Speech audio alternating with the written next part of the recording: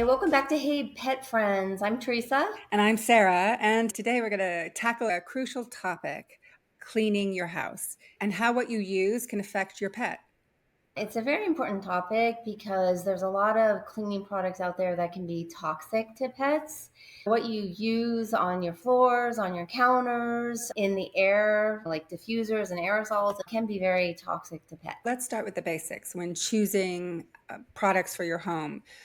Yeah, I think we've come a long way since Sarah, you and I, when we were little, there were basically just toxic things available to clean your house. Exactly. There wasn't many non-toxic things to use. For instance, we used bleach a lot. We used Pine Sol, Spick and Span, toxic. Roundup in our yard, all the pesticides people used, and weatherproofing, rat proofing, or bug proofing your house. Those are all super toxic as well. Teresa, what's the first thing you do and how do you tackle your pets? I try to keep my pets separated. I have a bunch of baby gates that I section them off while I'm doing things. That didn't actually start because I was afraid that they were going to lick something that I just wiped up. It had started because I have dogs who go crazy for the vacuum. I actually got hurt one time really badly. I almost broke my toe. I had just gotten a dog and I didn't realize he was going to react that way to the vacuum. And he made me trip over the vacuum Oh and I no. landed on an end table. It was the whole thing. I think that it really has helped keeping them out of things as I'm cleaning. And also, when I'm using something on the floor, even if it's non toxic, I want it to dry first Exactly. before they start stepping on it and then licking their paws and even licking the non toxic stuff off of their paws, I don't think is good for them. So that's how I start. Then I get into the real nitty gritty of cleaning, wiping the counters and dusting, vacuuming, and then cleaning the floors, and then doing the bathrooms and so on. How do you clean your floors, Sarah, right now? I clean the floors with Pine Sol. And then I do a second rinse afterwards, which is hot water.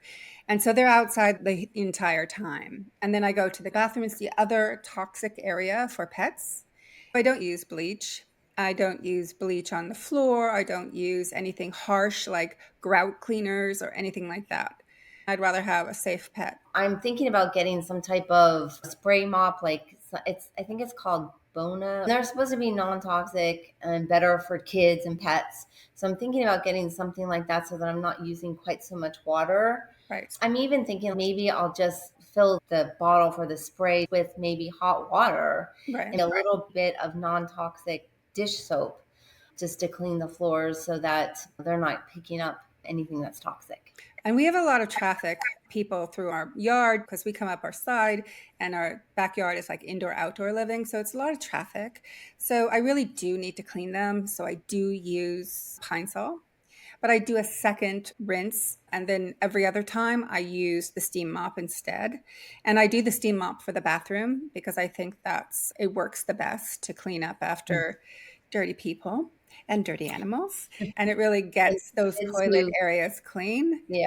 It would be a lot of chemicals to clean that area, so I just find that it's less touching for me also, which I like. So it's just pure shots of steam. And it was about $140 I paid for my steamer, but I love it. It does the job. But I do use Pine Sol for the floor, but I do a second rinse and sometimes a steam on top of it before they come in. And it's pretty much windows open and it's dry before they come in. Is it a steam mop or is it like a steam machine? It's Or do you have both? I have the Dupre steam mop. It does a whole bathroom or the kitchen and some of the hallway, but it does run out. Takes about 20 minutes to reheat, and it is extremely hot, which I think is great for germs. I'm not saying that people should spend a lot of money on very specific products because we do have budgets. We do have to buy food and gas and all those other things that cost money. So if you're going to do a double rinse, I think it's a good idea to do a double rinse because these eco-friendly products, some of them are really expensive. you don't get much, But right? It's like a few ounces to compare that you can get a lot more with another product. there's a lot of do-it-yourself Right. cleaning products that you can make with dish soap and baking soda and vinegar. You can Google it. That's a lot more cost friendly Yeah. to do it that way. And it actually really works. I use it on my garbage disposal. I put in baking soda, then I add the white vinegar, very hot water, and it cleans it out. I try to buy not too expensive, non toxic cleaning products, hand soaps, counter sprays, things like that. I stay away from is anything with a fragrance. So no misters, no plugins, no aerosol sprays.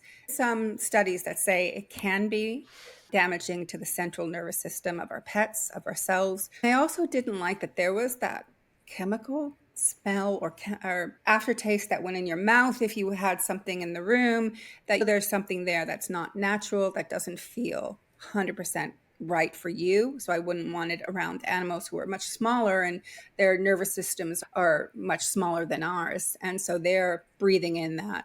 And I don't want it for my uncle who's in his late 80s as well. They're more susceptible to pneumonia or getting sick. I think all these things that we use now that we didn't use in the past, like we didn't have misters, we didn't have those things when we were growing up. So now our pets are as sick as we are as consumers and people. And so I think good for them and it's good for us to not use anything with fragrance. I used to use those The plugins all the plugins, time. yeah. And then when I stopped using them, I realized that my house actually smelled better not using them because, like you said, it had the chemical smell and you could also actually taste it, like you Yeah, you said. can taste it. So Yeah. that should tell you something. It's good marketing. That's why we got it, right? It's easy. You plug it in. But something was off for me personally. And when I stopped using it, it was much better. So what I do is besides opening the windows and doors, I use incense. So I just get the Nam Chamka incense from my Indian store and it smells beautiful. If someone's come over and I have incense, they're like, what's that beautiful smell? And it's just a stick of incense. And it's good for cleaning the air of mites and bugs as well. So it's a win-win. I'm going to just name a couple of things that are toxic to pets and people: bleach and cleaning fluids, boric acid, detergents, disinfectants, drain cleaners, prescription and non prescription medicine, rubbing alcohol. Those things are all toxic to pets. Right. The important thing also is to lock those cabinets, just like if you have a child, because dogs are very curious. Things like rat poison, all these things taste good, so they attract a mouse or a roach or whatever. Of course, your dog or cat's going to want to taste it. Locking things up is a good idea as well. When we were researching this, Sarah, the one thing that surprised me, and I don't know why it surprised me so much, but it did, was the little tablets that you use in the dishwasher. Yeah. Those are very toxic to dogs and to animals in general. I guess it just surprised me because my dogs are not really, they don't really try to open up the cabinets or anything, but it could happen. So I think it's important to make sure you keep those things in either a locked cabinet or in some sort of very sealed container. Yeah, let's say you have the dishwasher open and you put the pot in and then you're loading it. They could just come over and just grab that. It looks like a toy sometimes, depending on how the swirl is. They're curious. So, just things to consider. We've all had the emergencies with our pets getting into something, but it's just practice. Put that in last and then shut the door. I didn't know this until I was doing research. And I used to just take my laundry, flip over the basket, start folding things from the dryer, and the dryer sheets would fall on the floor. What I found out about dryer sheets, they're very toxic to pets, to dogs. And I like using them. So I'm going to continue using them. But when they never really looked at it, but if they did, in little doses like that, after the dryer sheet has been used, it's okay, but it's not good for them. And it could lead to a rash or itching, or that's a trip to the vet to get them looked at or get a cream or a pill. We don't want that cost as well. What is really toxic is if they get the unused dryer sheet. So if they get a hold of that, it's full of chemicals and it could cause burning, itching. So it's good to put that up on a high shelf. Those dryer sheets unused are very harmful. I did not know that. Yeah. I use them too. What I've tried to do for anything dog related, like their bedding, one of my dogs sleeps on the bed with us, and I put the top sheet on the bed, no fragrance in the soap, and also the dryer sheet doesn't have any fragrance in it as well. We should use that for ourselves too, because those chemicals on our body when we're sleeping, they're not good. Those fragrances are not good. They Oh, make the they make the downy. clothes smell so good, but I'm taking these things out slowly because I just know they're not good for us. It's hard because we've been sucked in by the marketing. Right. And they do smell good, but it's at a cost, right? Because it is a chemical. And what's it doing when it's rinsing out into our sewage system and into the oceans? And all these things add up. If everyone in my area is using, that's a lot of waste end up in the ocean. So it's things to think about. But I do like my dryer sheets. Yeah. Cleaning my yard, that's another thing to think about, is that there are so many things like slug killers. You'd use fertilizers. I wanted to use a fertilizer for specific flowers in my gardens. I went to the garden center and I got bone meal and or blood meal. It's called the same thing. And pets love it because of course it's like blood or bone. And so everything was dug out. Their faces were covered in dirt and they were just eating it. And so I had to totally take out all that dirt and start over again. Because when I looked and I said, whoa, is this bad for them? It can be toxic if it's eaten or licked on the paws. This is bone meal. It's more like a fertilizer. It's not as bad as something to kill a rodent. If it's not good for a roach or a rat or ants, then it's definitely not good for your pets. That's No, how I it look doesn't at it. sound good. It makes me think it's not good for us to be touching it either. The blood meal or bone meal was just a little less toxic, but they went after it and I couldn't control it. It's funny that you mentioned that because it reminds me of something with a dog that I had a long time ago named Rusty. My sister in law was living with us at the time, and she had read that if you put banana peels by the plants, that it helps them grow. She had put them out there, and she came back in a day or so later, and she asked me if I took her banana peels off of the plants. And no, I didn't take them. I don't know what happened to them. She put more out there. And then when I put Rusty out and it was really quiet, went out there to see what he was doing. And he's eating the banana Of peels. course, They will do it. they They will will. do But you got to think about what you're putting out there and you got to watch, make it. sure they're not getting into any trouble. And then I have other pets like cats that come into my yard when there's a lot of birds and butterflies and all those things. And I just don't want the chemicals around. And this might seem like a lot of work, but it's not really that hard. So when weeds come through the cracks, which is where you would use Roundup, I just get hot water from the kettle and then I just bring it out and put it into the cracks and the weeds are gone. They die within a day. It's more work, right? You got to get the hot water, you got to bring it out there, you got to put it in the cracks. And I just do it because I know it's not going to hurt my pets and it's not going to hurt any of the other animals that come into my backyard. Just squirrels, possums, and skunks. I might not want those there, but I don't want to harm them. Wait, I just want to touch on what you said about it's a little bit more work. And that's the same thing with some of the Yeah, cleaning products. exactly. If you've got a stain in your sink, for instance, you could easily get rid of that using Clorox cleanup. But what are the things that are not going to be good using that? The fumes, it's going into our oceans where you could just use a little bit of baking soda and a little bit of elbow grease and get that stain out as well. Exactly. A lot less harm to the environment and to our pets and ourselves. Right. Because they're going to lick, they're going to then lick the floor, they're going to lick their paw, or they're going to go into the toilet, they're going to be around where you would have chemicals. If you don't want it to bother your pet, it's just a little bit more work, but it's worth it for them. The other thing you have to think about if you live in a climate that has cold weather where you have to put out de-icing salts. It's necessary because you don't want to fall. I'm not going to tell anyone not to do that. But what you can do is make sure the pet doesn't lick the salt, take them out of the area, maybe on your drive or your walkway. And then when you get on the sidewalk, it's a little safer. You have to be diligent all the time. Yeah, it was very heartbreaking when we had a squirrel in our backyard several years ago. We don't have any poisons, but someone in the neighborhood did. And the pain and agony that squirrel was in, because it was going around in circles and on the ground, it was foaming at the mouth, and you knew that it was poisoned. So we had to kill it. We had to quickly devise a way to put it out of its misery. There was no saving it. It was just really sad. Yeah. Maybe the person who had the poison out didn't mean it, but it's not just a rat or a mouse who's going to get it. It's going to be a squirrel.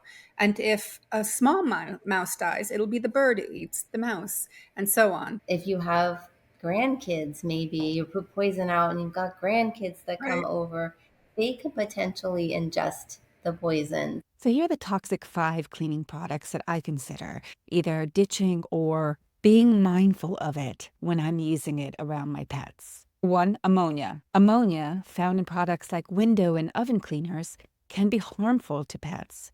Number 2 is bleach. Bleach can be very dangerous to pets if ingested or inhaled. Number 3 is formaldehyde. Formaldehyde is present in general purpose cleaners. It's in soaps and fragrance, even some pet shampoos. Number 4 is phenol. Phenol, found in many products, can cause serious risks to your pet, particularly to cats. Essential oils containing phenols can potentially lead to severe health problems if inhaled or ingested. And number 5 is isopropyl alcohol. Isopropyl alcohol is commonly known as rubbing alcohol. Ingesting it can cause vomiting, disorientation, and incoordination. It's crucial not to apply this directly to your pets. Always consult your vet for what safe cleaning alternatives you can use. If you're watching this, then you want what's best for your pet. And we just say go out there and do a little research. Answer in our website at heypetfriends.com and let us know what you do, and we can share it. So we have a dialogue on how best to protect our pets and our environment for other animals as well. It's the skin issues, it's the breathing issues that you don't even know after a long time of using these chemicals that can affect your dog or your cat or your bird. So you're wondering why they're losing feathers or they have skin issues. It could be the chemicals in your house. So Teresa and I are always talking about this. People are thinking more consciously about what they're putting in their home. I think that's the key, right? What you just said right there, Sarah, is we're not perfect. I'm not perfect. You're not perfect. We just are trying to do the best that we can with the knowledge that we have. Just when I'm in the moment of purchasing something, try to think about how it will affect future generations, or not even just future generations, but just us in the near future. How is it going to affect us? Right. The thing to be careful about when you're choosing products and things like that is I try very hard to buy cruelty free products. And I look at Leaping Bunny, which is a website where you can go to find companies that sell cruelty free products. I believe that the companies who get certified by Leaping Bunny, they don't have any animal testing, and that includes a parent company. Oh, that's good. But there's Offshoot of some other products that they have. then maybe the offshoots are cruelty free, but the parent company is not. And I'm happy that the offshoots are cruelty free. It's really hard. I'll go look at a product and like a product, and it says it's cruelty free, but then it's a different certification. Oh, we're going down a rabbit hole here. I'm sorry. Okay. It's very frustrating to me because I'm trying to do my best to buy cruelty free. I'm trying to do my best to live a more non-toxic life, and it's just very difficult. Thanks, Teresa. That was a good one. It made me think while we were preparing for this show about a lot of things I was doing in my home that I should be switching up. And so I learned a lot, and we hope you learned a lot. Thank you guys for joining us again here at Hey Pet Friends. Please make sure that you subscribe so you can see our next video, and leave us a comment. Tell us what you thought of our episode, how we can improve, and your methods of keeping a clean and safe house for your pet. So see you next time. see you next time. Hey, thank you for watching. We hope you join our vibrant community of pet mamas and dads who, like us, are passionate about their pets and want the very best for them. We love sharing our pet journey with you, but we are not professionals. So everything we share comes from our personal experiences, and it's just our opinion. So please always consult with a qualified professional for your pet's specific needs. We post a new episode every Wednesday, and you can find us at Hey Pet Friends across all social media and heypetfriends.com on our website. See you next Wednesday.